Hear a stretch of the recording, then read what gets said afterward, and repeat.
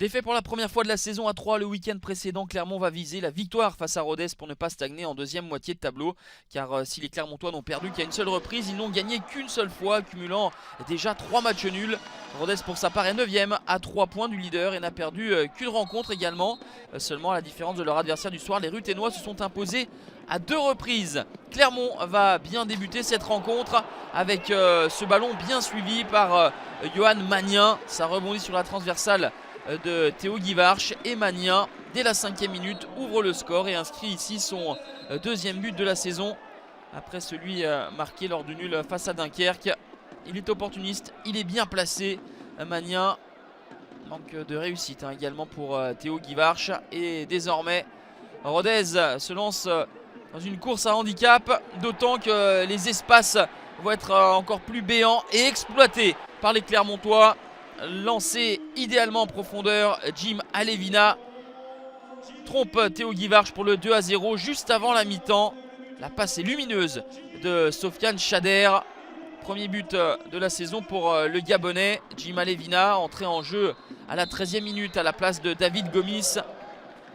2-0 à la pause pour Clermont, au plus grand bonheur sans doute de Pascal Gastien, puisque ces hommes n'avaient marqué qu'à 3 reprises depuis le début de la saison. En voici déjà 2. La deuxième période, non, vous ne rêvez pas, il y a bien eu un changement de maillot. Monsieur Perroniel a eu la bonne idée de demander aux Clermontois de mettre leur deuxième maillot, le blanc, puisque en première période, les maillots des deux formations étaient assez ressemblants. Une nouvelle opportunité donc pour Clermont et Théo Guivarch qui sort le ballon du pied. En face, l'autre gardien, Arthur Desmas, passe une soirée plutôt tranquille face à ses anciens partenaires jusqu'à cette belle envolée pour éviter la réduction de l'écart. Il se déploie de tout son long, Arthur Desmas, pour permettre à son équipe de conserver son avantage. 2-0 toujours pour les Clermontois qui subissent, reculent un petit peu pour mieux opérer en contre.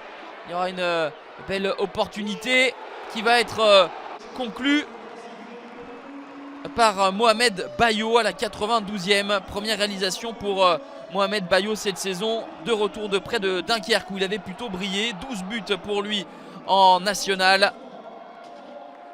Il est à la conclusion de cette contre-attaque rondement bien menée. C'est touché par Théo Guivarch qui encaisse son 3e but. 3-0 donc score final avec ce deuxième succès de la saison. Clermont bascule en première moitié de classement. Une partie bien maîtrisée face à des Ruthénois qui ont tenté, se sont procurés beaucoup de coups de pied arrêtés sans connaître la même réussite que leur adversaire.